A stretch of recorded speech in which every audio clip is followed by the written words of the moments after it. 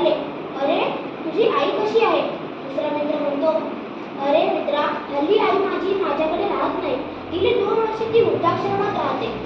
लगेचच दुसरा मित्र पहिल्या मित्राला विचारतो, तुझी आई कशी आहे? तुझ्याकडेच राहत असेल ना? पहिला मित्र म्हणतो, अरे देवाची कृपा, त्याने अजून मला एवढे मोठे केले नाही. मी तर अजून लहानच आहे. खरं तर आई माझ्याकडे नाही, तर मीच आईकडे राहतो. ते पण अधिक जन्मापासूनच. ते म्हणतात ना, स्वामी तिने जगाचा, आई विना भिकारी. स्वामी तिने जगाचा, आई विना भिकारी. आई, आ म्हणजे आत्मा, ई म्हणजे ईश्वर. आ म्हणजे आत्मा, ई म्हणजे ईश्वर, असा हा आई शब्द दिसायला जरी लहान असला तरी यात आभाळ एवढी मोठी माया आहे. आई आपला पहिला गुरु असतो. आपला चेहरा बघण्याच्या आधीपासूनच जी आपल्यावर प्रेम करते ती म्हणजे आपली आई असते. आपला चेहरा बघण्याच्या अगोदरपासूनच जी आपल्यावर प्रेम करते ती म्हणजे आई असते. इतर सगळ्यांपेक्षा आपल्याला जी 9 महिने जास्त जाणते ती आपली आई असते. अशा या महान आईबद्दल थोडी व्यक्त करण्यासाठी माझे शब्द कमी पडतील. आई ही आपल्याला ईश्वराकडून मिळालेले एक वरदानच आहे. ते असे की एका बाईला मूल होत नसतं.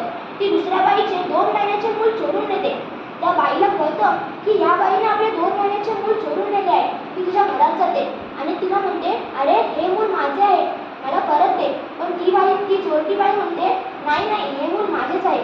शेवटी हे प्रकरण न्यायालयापर्यंत पोहोचते. न्यायालयाचे साहेब म्हणतात, तुम्ही ज्या अर्थी हे मूल माझे असल्याचे मागणी करतात त्या अर्थी मला हा कठोर निर्णय घ्यावाच लागेल की ह्या मुलाचे मी 2 भाग करून तुम्हा दोघींनाही अर्धा अर्धा वाटून देईन. खरी आई उभी राहते आणि म्हणते, न्यायाधीश साहेब, तुम्ही असं काही करू नका. पाहिजे असेल तर माझं मूल ह्या बाईला तुम्ही देऊन टाका, पण असं काही करू नका. म्हणून मी म्हणतो ना, आईसाठी कोणतीही गोष्ट सोडा, पण कोणत्याही गोष्टीसाठी आपल्या आईला सोडू नका. कारण या जगात मरण्यासाठी खूप पर्याय आहेत, पण जन्म घेण्यासाठी मात्र एकच पर्याय, आणि तो म्हणजे आपली आई. माझ्या जीवनातही आईचं खूप मोठं वाटा आहे. म्हणून म्हणायचे वाटते, पूर्वजन्माची पुण्याई असावी जन्म जो तुझ्या गर्भात घेतला. जग पाहिले जरी नंतर 9 महिने श्वास स्वर्गात घेतला. आई आपल्याला लाभलेले अनमोल रत्न आहे. आपल्या जीवनात कितीही धन, धनसंपदा, मालमत्ता, दागदागिने असले तरी पाठीवर ना मायेचा हात फिरवणारी आई नसली तर जीवन व्यर्थ आहे. म्हणून मी म्हणतो, ज्या आईने आपल्याला अमृत पाजले त्या आईला तुम्ही कधीही विष पाजू नका. कारण आपण धनाने काही विकत घेऊ शकतो, पण कधीच मायाळू आई विकत घेऊ शकत नाही. संसार सुखाचा करायचा असेल, आईची उपासना करा, बायकोची जोपासना करा, तुमचा संसार सुखाचा होईल. मला एक कविता आठवते, तुम्हाला सादर करून दाखवतो. नको करू हो देव पूजा, नको करू हरिनाम. आईच्याच पायी आहे तीर्थयात्रा आणि चारधाम. हे जग खूप सुंदर आणि या जगाचे दर्शन घडवून देते आपल्याला. ती म्हणजे आपली आई असते. या जगातल्या सर्व आयांसाठी मला एक कविता सुचली आहे, ती मी तुम्हाला सादर करून दाखवतो. हंबरून वासराले जाते जवा गाय,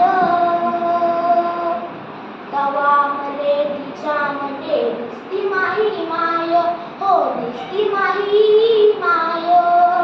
म्हणून वाटे मला तुही भरव सुखम ओटी.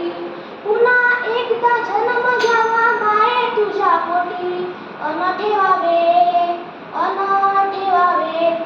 ठेवावे माय घट्ट धरून तुझे पाय. तवा मले पायामधी दिसती माझी माय.